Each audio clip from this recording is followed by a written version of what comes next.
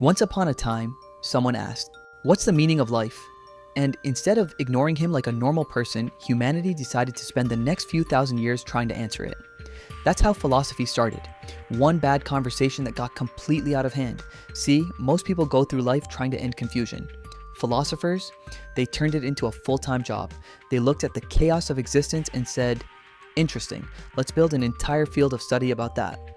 But here's the thing, not all philosophers are built the same. Some spend their lives asking simple, annoying questions. Some build massive systems of thought so complicated that accidentally trap themselves inside. And some somehow end up inventing entire religions by accident. So today, we're exploring the 7 levels of philosophers. From the curious wanderers who started it all, to the transcendent mystics who eventually stopped talking altogether. And before anyone in the comments says, "You can't rank philosophers," yeah, I know, but I'm doing it anyway. Because if tier lists work for Pokemon, breakfast cereals, and MCU villains, they can work for people who argued about the meaning of life for 2,000 years. Let's start with level 1, the questioners. Before there were theories, there were questions. Before there were professors, there were weird old guys walking around barefoot, asking strangers why they believed what they believed. These are the original philosophers, the ones who looked at life and said, "Wait, why?" and never stopped saying it. The poster child here is Socrates, the man who basically invented the art of being annoying in public. He didn't write anything. He just walked around Athens pestering people. What is justice? What is good? What is beauty? And the thing is, no one could really answer him. They'd try. They'd throw out something clever. And Socrates would say, interesting, but actually that doesn't make sense because... And then he'd verbally suplex them with logic until they gave up. He annoyed the powerful so much that they eventually sentenced him to death, which, to be fair, is probably the most philosopher way to go out. Then you've got Diogenes, another legend of this level, the guy who lived in a barrel, insulted rich people, and once told Alexander the Great to get out of his sunlight. Diogenes didn't care about social norms, politics, or even hygiene. He was philosophy stripped down to its rawest form. Literally. If Socrates was the philosopher who questioned your logic, Diogenes was the one who questioned your entire lifestyle. He believed that society itself was a kind of trap, that we'd built this shiny illusion called civilization just to hide how unnatural we'd become. He once walked around Athens in broad daylight holding a lantern, saying he was looking for an honest man. Spoiler, he didn't find one. Then there's a Confucius, who might seem totally different, more polite, more structured, but deep down, he's part of the same club. Instead of asking, "So, what is truth?" Confucius asked, "How do we live together without losing our humanity?" He was obsessed with order, virtue, and respect. Basically, the human software that keeps society running without crashing. So yeah, level 1. Philosophers don't give you systems or solutions. They give you the spark. They turn everyday life into a question mark. They're the reason people even thought to ask, "What does it mean to be good?" Or "What makes a life worth living?" They don't hand you a map, they just whisper, "Maybe you're lost," and then walk away barefoot. And that's the beauty of it. They don't build the temple of thought, but they lay the foundation. They remind us that curiosity isn't just the start of wisdom, it is wisdom. So, level 1 philosophers, they're not here to give you answers. They're here to ruin your dinner conversations, and for that, we owe them everything. Level 2, the system builders. So, level 1 philosophers asked questions. Level 2, philosophers heard those questions and said, "Okay, but what if we built an entire intellectual empire to answer them?" These are the system builders, the people who looked at the chaos of human thought and said, "We can fix that, probably." If level 1 was about confusion, level 2 is about control. They wanted to make sense of everything. Ethics, politics, love, math, the stars, and somehow make it all fit into one giant mental spreadsheet. And nobody did this better than you, Plato. Plato was the kind of guy who'd throw a dinner party and spend 6 hours arguing about whether goodness exists as a physical thing. In fact, he came up with the idea that everything we see is just a shadow of some perfect, invisible form, like the ultimate blueprint of reality. You think your chair is real? Wrong. The idea of a chair somewhere up in cosmic heaven, that's the real deal. Everything else is just a cheap knockoff. Plato basically invented philosophical world building. He turned abstract thinking into architecture, and that structure, the belief that the universe has an ordered, logical design, still shapes how we think today. Then came Aristotle, Plato's most famous student, who looked at all that talk about perfect forms and said, "That's cool and all, but where's your evidence?" Aristotle was the original show your work guy. He categorized everything: plants, animals, ethics, logic, weather, drama. He was like Wikipedia before the internet, except his sources were just himself. He believed you could understand the universe by studying it piece by piece. Observation, classification, reason. Basically, Aristotle walked so modern science could run and occasionally trip over its own data. But the system builders didn't stop in Greece. Over in China, Confucianism had already taken root, and later thinkers like Shi built it into a structured moral philosophy that guided emperors and dynasties. In India, Buddhist scholars did the same, writing massive treatises that mapped the nature of consciousness like it was a city plan. Even in the Middle Ages, Thomas Aquinas was blending Aristotle with Christianity, trying to prove that reason and faith weren't enemies but roommates. He wanted to make theology logical, which is kind of like trying to make Twitter civil, but he gave it a shot. Here's the thing about the system builders. They believed in order, that the world could be known, organized, and explained through human reason. It's the most optimistic idea in all of philosophy, the belief that thinking hard enough can lead to truth. But there's a catch, because once you build a system, you also build boundaries. And where there are boundaries, there are rebels waiting to break them. Every neat, tidy structure eventually meets someone who says, "Wait, what if all of this is wrong?" And that's exactly where level 3 comes in. Level 3, the revolutionaries. If level 2 philosophers built the House of Reason, level 3 philosophers are the ones spray painting "meaning is dead" on the walls. They're not here to polish your worldview. They're here to shatter it. These are the revolutionaries, thinkers who looked at centuries of philosophical tradition and said, "Cool system, bro, let's destroy it." And leading this charge is the man, the myth, the mustache, Friedrich Nietzsche. Nietzsche didn't just question morality, he declared that God himself was dead, not murdered by atheists or heretics, but by society's own hypocrisy. He thought humanity had outgrown religion but hadn't yet found anything deep enough to replace it. So now we're all wandering around, spiritually homeless, pretending our Wi-Fi signal is a sense of purpose. Nietzsche's solution: stop worshiping external rules, become your own creator of values. In other words, if life doesn't come with meaning, make one. That idea sounds empowering, and it is, but Nietzsche paid the price for it. He went mad near the end of his life, hugging horses in the street and losing his grip on reality. But even in his collapse, he forced the world to ask, what do we do when the old gods are gone? Then you've got Karl Marx, another revolutionary who flipped philosophy upside down, this time literally turning the keys, Hegel, on his head. Where earlier thinkers looked at the world through ideas, Marx said, nah, it's all about material conditions. He saw philosophy not as a way to interpret the world but to change it. He believed our ideas are shaped by labor, class, and economics, not the other way around. And while Marxism later became tangled with politics, revolutions, and some pretty bad PR, his core point stuck. You can't talk about truth without talking about who controls the means of production. And then there's Simone de Beauvoir, who quietly detonated a revolution in gender philosophy. She looked at how society defined women and said, no, woman is not born, she's made. That one sentence cracked open decades of feminist theory and changed how the world thought about identity. The revolutionaries are dangerous, not because they're violent, but because they pull up the roots of comfort. They don't just say, this is wrong.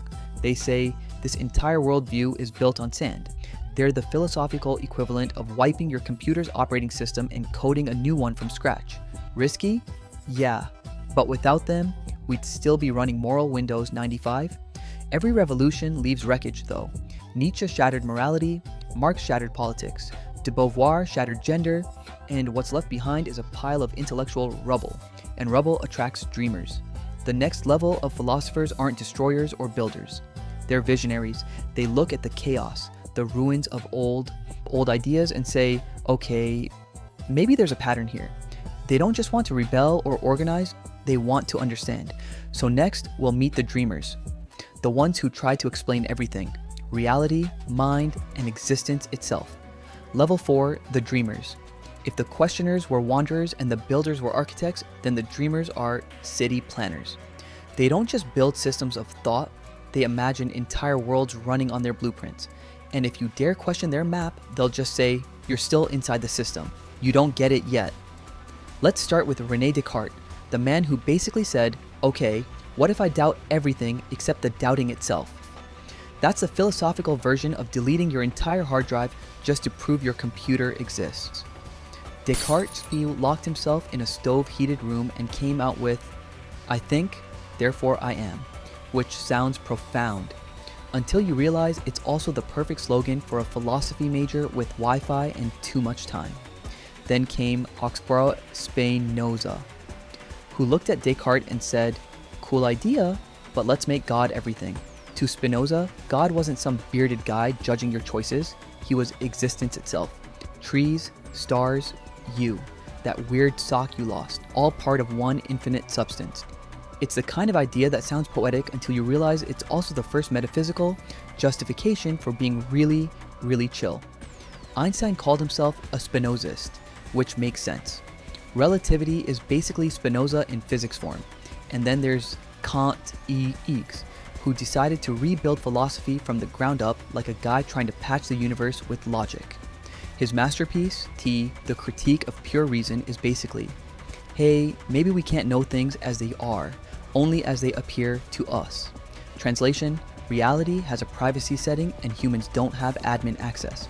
Kant's project was so big, it scared philosophy into 2 centuries of trying to understand him, which means, in a way, he won. Hegel followed, saying, yeah, Kant's right, but also wrong. He saw reality as a cosmic argument. Contradictions fighting it out until truth evolves. To Hegel, history wasn't chaos, it was the world thinking out loud. Every revolution, every collapse, every dumb meme, part of spirit working through its issues. He was like the Freud of history, except instead of your mother, the problem was the universe. The dreamers were bold, obsessive, and sometimes incomprehensible. They weren't content to answer questions. They wanted to rewrite the rules of asking. Their mistake? Thinking humans can build a flawless system of thought when humans themselves are pretty glitchy. Still, their ambition gave philosophy its skyscrapers. Without them, we'd all still be living in Socratic tents. Level 5. The revolutionaries. If the dreamers built their ivory towers out of pure reason, the revolutionaries were the ones who stormed those towers and spray-painted "reality was here" on the walls. These were the philosophers who decided thinking wasn't enough, the world had to change, and for better or worse, they made sure it did. Let's start with Karl Marx, the man who looked at capitalism and said, "Yeah, this isn't sustainable." Marx believed history was a story written in class struggle, a constant tug of war between those who own and those who labor. His big idea? Eventually, that tension snaps. Workers wake up, flip the board, and rewrite the rules. He wasn't just doing economics, he was doing philosophy with dynamite. Of course, people have been arguing for 150 years over what he really meant, but one thing's clear: Marx changed the entire vocabulary of modern politics. Whether you love him or hate him, you can't escape him. He's like the philosopher version of Wi-Fi, invisible, everywhere, and usually unstable. Then there's Friedrich Nietzsche, philosophy's most stylish troublemaker. He declared, God is dead, but not because he was an atheist in the Reddit sense. What he meant was that modernity had killed its own meaning. We'd lost the old moral framework, but hadn't built a new one. Nietzsche didn't mourn that, he said, good, now make something better. He wanted humans to become Uber-mentioned creators of their own values, to live artistically, courageously, even absurdly. The irony? Nietzsche died sick, alone, and misquoted by Nazis. If there's a cosmic joke, he's probably still laughing at it. Kierkegaard, on the other hand, was having a full existential meltdown before existentialism even had a name. He stood in Copenhagen, surrounded by a polite Christian society, and said, "None of you actually believe what you say you do." For him, faith wasn't about comfort, it was about the leap. The terrifying, irrational jump into something you can't prove. He turned religion into an extreme sport, where the prize was meaning and the cost was sanity. Then came the 20th century revolutionaries, the ones who realized philosophy wasn't just about books anymore. It was about power, identity, freedom. Jean-Paul Sartre said, "Existence comes first, meaning comes later." We're thrown into life without a script, and we have to write our own roles. It's empowering and exhausting. Simone de Beauvoir, meanwhile, took that freedom and turned it into a feminist manifesto. "One is not born, but becomes a woman," she wrote. Meaning identity isn't destiny, it's construction. That single line cracked open gender philosophy forever.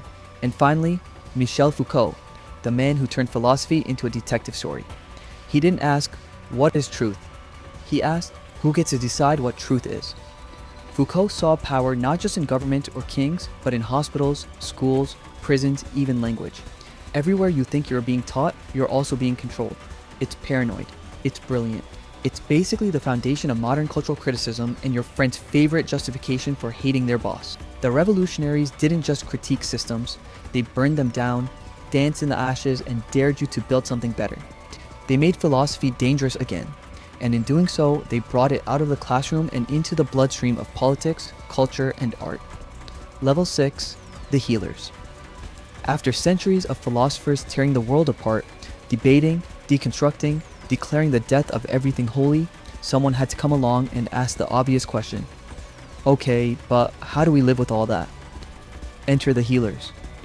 The philosophers who stopped trying to fix the world and started trying to fix the mind.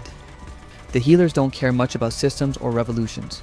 They care about the quiet stuff, the breath between thoughts, the meaning of a moment, the strange peace that comes when you stop needing to be right. They're the ones who looked at Nietzsche screaming into the abyss and said, "Have you tried meditating?"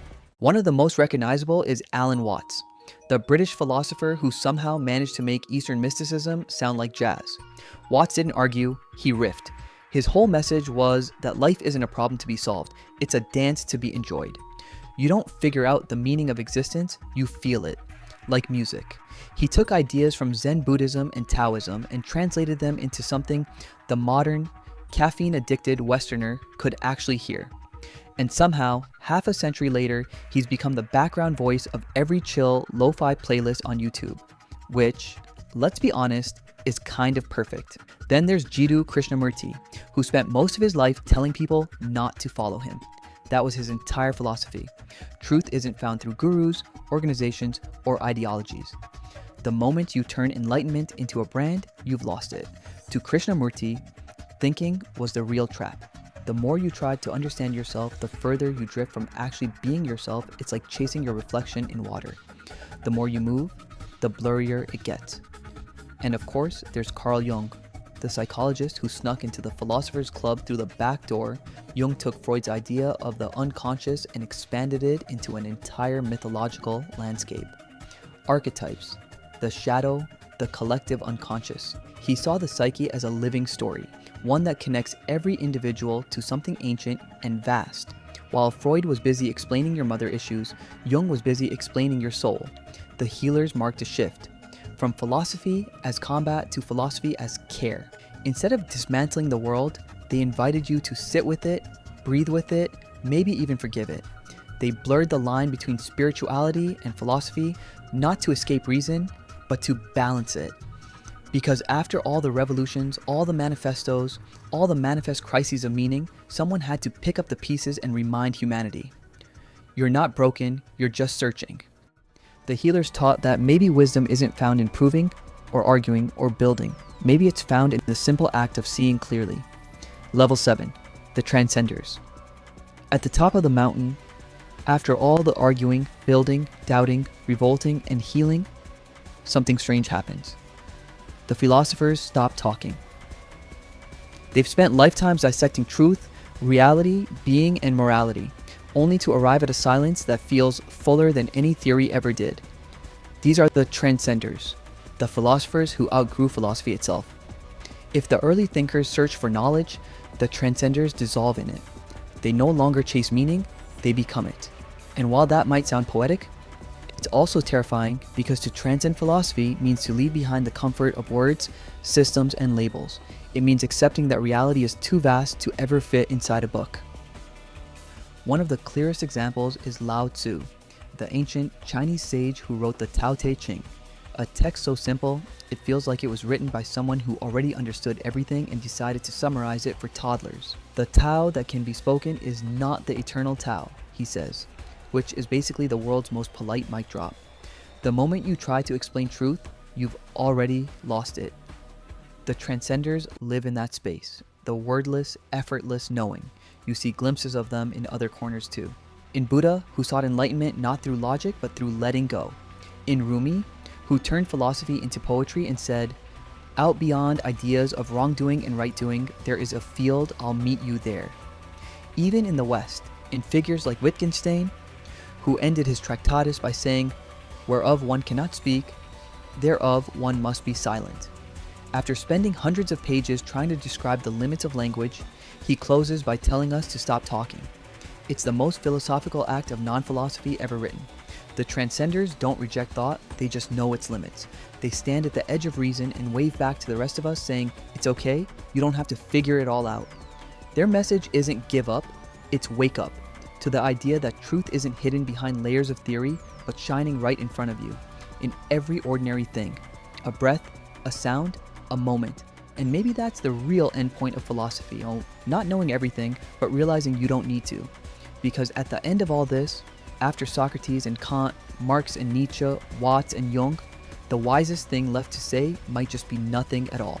So there it is, the 7 levels of philosophers, from the questioners who asked why, to the builders who said because, to the dreamers who replied, actually, it's more complicated than that. Then came the revolutionaries who flipped the table, the healers who cleaned up the mess, and finally, the transcenders who realized the table was imaginary the whole time. Each level wasn't just an era in history, it was a stage in human thought. You can trace them not only through the centuries, but through your own mind. We all start as questioners, kids asking, "Why is the sky blue?" And if we're lucky, we end as transcenders, just watching the sky without needing an answer. Philosophy isn't just about dead Greeks and dusty books, it's the process of growing a mind. It's what happens when curiosity refuses to die, no matter how many essays you write. Maybe that's the secret, that the point of philosophy was never to reach the top level, but to keep climbing. To question, to build, to dream, to break, to heal, to transcend, and then start over again. Because as soon as you think you've found truth, another philosopher somewhere is already poking holes in it. So don't worry if you don't fully understand Kant, or if Nietzsche gives you headaches. You're not supposed to get philosophy. You're supposed to wrestle with it, laugh at it, live through it. Every thinker, from Socrates to Watts, was just trying to make sense of the same mystery you wake up to every morning. And that maybe is the real purpose of philosophy. Not to solve the mystery, but to fall in love with it.